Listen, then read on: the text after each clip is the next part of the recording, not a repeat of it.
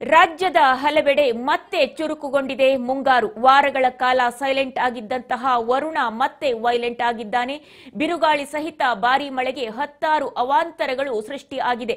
Race course, Rajajinagar, Majestic, RT Nagar, Yeshwanthpur, Seshadripuram, Vidhana Soudha, Navrang, Vasanth Nagar ಸೇರಿ ಬೆಂಗಳೂರಿನ ಹಲವೆಡೆ ಗಾಳಿ ಮಳೆ.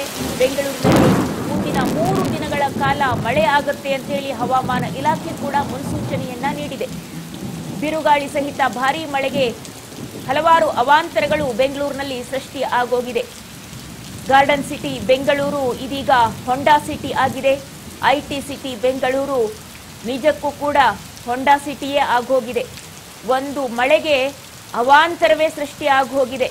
ರಸ್ತೆ ಮೇಲೆ ಬರೋದಕ್ಕೆ ಆಗೋದಿಲ್ಲ. ಆ ರೀತಿಯಾದಂತಹ ನೀರು ಎಲ್ಲಿ ನೋಡಿದ್ರೂ ಹೊಂಡ ಹುಳಿ ತುಂಬಿಕೊಂಡಿದೆ. ರಸ್ತೆ ತುಂಬ ಮಳೆ ನೀರೆಲ್ಲ ನಿಂತಿದೆ. ರಾಡಿ ಎದ್ದು ಹೋಗಿದೆ. ರಸ್ತೆನಲ್ಲಿ ಒಂದು ಅಡಿಕೆ ಸಸಿ, ಬಾಳೆ ಸಸಿ, ತೆಂಗಿನ ಸಸಿ ಕೂಡ ನೆಡಬಹುದು ಕೆಲವೊಂದು ಜಾಗಗಳಲ್ಲಿ. ಆ ರೀತಿಯಾಗಿ ರಸ್ತೆ ಆಗಿರುವಂಥದ್ದು. ಅದು ಏನು ಮಾಡ್ತಾ ಇದ್ದಾರೋ ನಗರಾಭಿವೃದ್ಧಿ ಸಚಿವರು ಗೊತ್ತಿಲ್ಲ.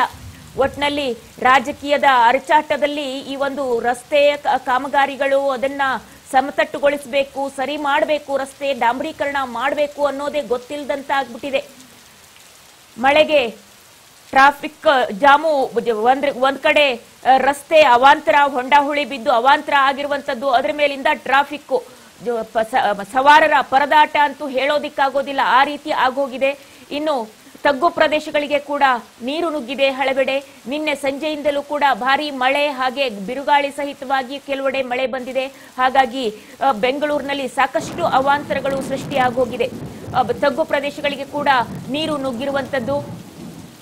ರಾಜ್ಯದಲ್ಲಿ ಹಲವೆಡೆ ಚುರುಕುಗೊಂಡಿದೆ ಮುಂಗಾರು. ಮತ್ತೆ ಕೆಲವು ದಿನಗಳ ಕಾಲ ಬಿಡುವು ಕೊಟ್ಟಿತ್ತು ಮಳೆ.